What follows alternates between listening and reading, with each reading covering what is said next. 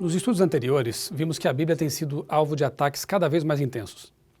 Para céticos e ateus, ela é apenas mais um livro primitivo, repleto de contos fantasiosos e contradições. Essa ideia já foi tratada nessa série de estudos. Entretanto, muitos que afirmam crer na Bíblia também têm dificuldades em ver nela uma harmonia. Essas pessoas imaginam que praticamente todo o Novo Testamento é relevante para a atualidade, mas que o Antigo Testamento é ultrapassado e podemos até aprender muito pouco com ele. Neste estudo, vamos analisar essa ideia. Como Jesus e os apóstolos consideravam o Antigo Testamento? Existe harmonia entre o Antigo e o Novo Testamentos ou ambos se contradizem? Em vez de subestimar ou abolir o Antigo Testamento, Jesus o exaltou. Ele disse o seguinte: não pensem que vim abolir a lei ou os profetas. Não vim abolir, mas cumprir. Digo-lhes a verdade: enquanto existirem céus e terra, de forma alguma desaparecerá da lei a menor letra ou o menor traço. Os judeus dividiam o Antigo Testamento em duas partes: a lei, que era formada pelos 5 primeiros livros, e profetas, que era o nome dado ao restante dos livros. Portanto, para Jesus, cada trecho do Antigo Testamento é totalmente confiável. A razão disso é que a palavra daqueles antigos profetas é a palavra de Deus. Muitas vezes Jesus apelava para o Antigo Testamento como fundamento de seus ensinos. Os primeiros seguidores de Jesus tinham a mesma compreensão sobre o Antigo Testamento. O Novo Testamento cita o Antigo aproximadamente 300 vezes, além de conter milhares de alusões a ele. Não apenas Jesus fala do Antigo Testamento, o Antigo Testamento fala de Jesus. Ao longo do Antigo Testamento existem inúmeras promessas de um Salvador que viria à Terra.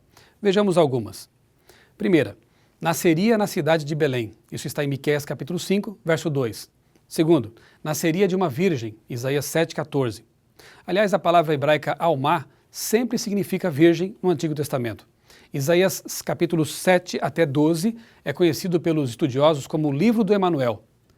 No capítulo 9, o profeta menciona a mesma criança que a virgem daria à luz. Terceiro ponto, morreria pelos pecados da humanidade.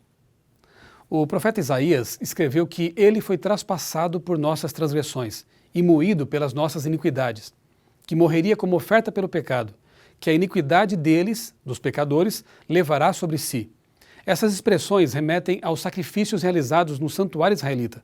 Quando o Messias fosse morto, faria cessar o sacrifício e a oferta de manjares, lá do santuário. Iniciaria seu ministério 69 semanas simbólicas depois da reconstrução de Jerusalém, e morreria meia semana depois. Todos os estudiosos admitem que essas semanas são simbólicas e que cada uma deve ser interpretada como 7 anos literais. Como Jerusalém foi reconstruída a partir de 457 a.C., o Messias desenvolveria seu ministério entre 27 e 31 d.C. Nós veremos mais detalhes sobre esse assunto lá no estudo 22. Ao longo da história, apareceram muitas pessoas afirmando ser o Messias prometido no Antigo Testamento. Mas a verdade é que, além de Jesus de Nazaré, nenhuma cumpriu as especificações mencionadas nas profecias. Toda a Bíblia está centralizada em Jesus. O Antigo Testamento apresenta promessas de um Salvador que viria. O Novo fala que ele já veio. Em Jesus Cristo, toda a Bíblia forma uma unidade harmônica. Para entender a Bíblia e perceber a harmonia que existe ao longo dela, é necessário estudá-la da melhor maneira possível. Vamos agora dar a você algumas dicas importantes para saber como estudar a Bíblia de maneira mais eficaz. Estude a Bíblia com oração e humildade. Somos todos passíveis de erro, por isso precisamos da ajuda do Espírito Santo para entender a Bíblia. Algumas boas traduções são a Almeida Revista e Atualizada, que utiliza uma linguagem mais culta, e a Nova Versão Internacional, que tem uma linguagem mais simples. Compare as traduções para entender melhor um texto. Leia capítulos inteiros em lugar de versículos isolados. Ao estudar a Bíblia, passe a maior parte do tempo analisando esses capítulos. Quando temos dificuldade na compreensão de algum texto, vale a pena ler o parágrafo, o capítulo ou até capítulos mais próximos daquele texto. O contexto é a melhor maneira de entender corretamente uma passagem. Compare textos que falam sobre o mesmo assunto. Os textos mais claros da Bíblia ajudam a entender os mais difíceis.